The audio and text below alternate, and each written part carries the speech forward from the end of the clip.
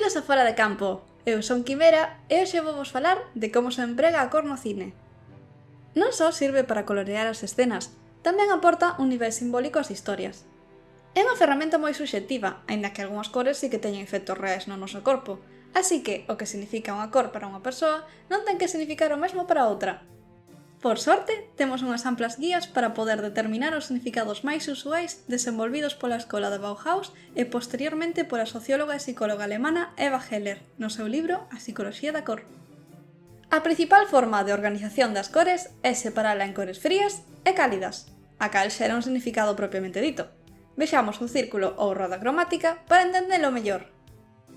As cores cálidas expresan calidades positivas, alegría, movemento, calor, diversión, pero tamén simbolizan a agresividade, a perigosidade e o ardor. Dentro deste apartado atopamos estas cores. Vermella, que simboliza tanto o amor como o odio, a guerra, a sangue e o lume.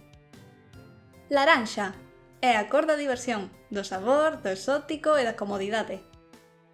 Amarelo, a cor da diversión, da amabilidade e do optimismo, pero tamén é a cor da mentira e serve como advertencia. Por outro lado, temos as cores frías, que simbolizan calma, natureza e maxia, pero tamén baleiro, maldade e morte. Dentro delas atopamos azul, cor da fantasía, do anelo, da intelixencia, ademais do lonxano e o infinito. É a cor do ceo e do mar, polo que tamén simboliza a calma e a serenidade. Verde, a cor da esperanza e do veleno, da vida e da natureza, do fresco e da tranquilidade.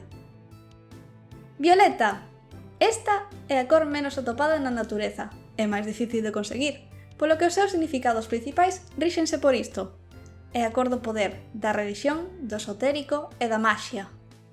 Fora destas agrupacións, temos que falar tamén do branco e o negro, xa que poden ser considerados tanto cores cálidas como frías, dependendo de como se empreguen.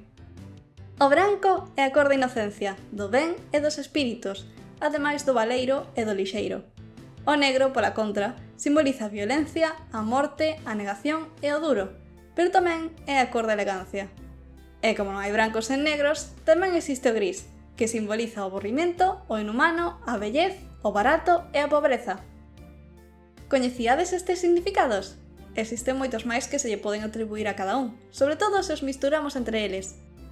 E falando de misturar, sabíades que tamén existen esquemas de cores que nos poden axudar a que unha escena ou ilustración resulte atractiva? A isto chámaselle armonía cromática. Vexamos de novo a roda.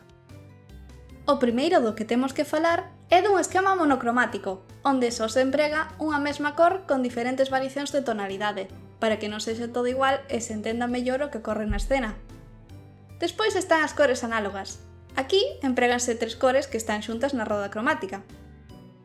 O esquema de cores complementarias é o máis empregado no cine, onde se combinan as cores situadas nos lados opostos da roda de cor.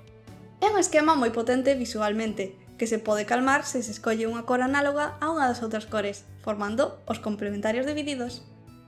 Un similar a este último é o esquema triádico, onde se escollen tres cores separadas a mesma distancia na roda cromática. Este consigue facer destacar unha das cores e os outros acentúan esa cor. Por último, está o esquema de cor tetrádico, que funciona con 4 cores espaciados en forma rectangular, que crean na imaxe unha sensación de armonía e viveza. E ata aquí temos as formas de organización de cores xunto coa súa simboloxía máis coñecida. Que che parece? Coñecías algunha? Agora seguro que podes entender mellor por que empregan certas cores nos personaxes e escenas das túas películas favoritas. Ata o próximo programa! Abur!